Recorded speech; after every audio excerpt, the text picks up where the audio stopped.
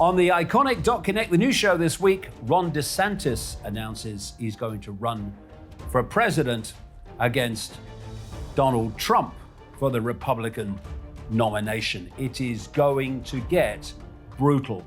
And DeSantis makes the announcement with the help of Elon Musk. Is there anything this guy is not involved in? Who is this bloke? Then, white toilets are racist. In fact, plumbed-in toilets are racist, apparently. And if you think that's crazy, I've got something crazier. The BBC, I'm not kidding. Hold on. The BBC has announced it's starting a fact-checking operation called Verify.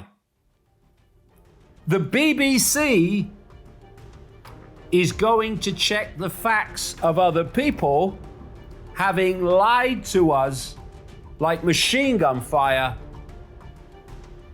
year after year after year. If anyone thinks they need confirmation that the world is insane, I rest my case. That's the Connect the News show on Ickonic, ickonic.com, from 7 o'clock every Friday, and you can take out a free 7-day trial whenever you want.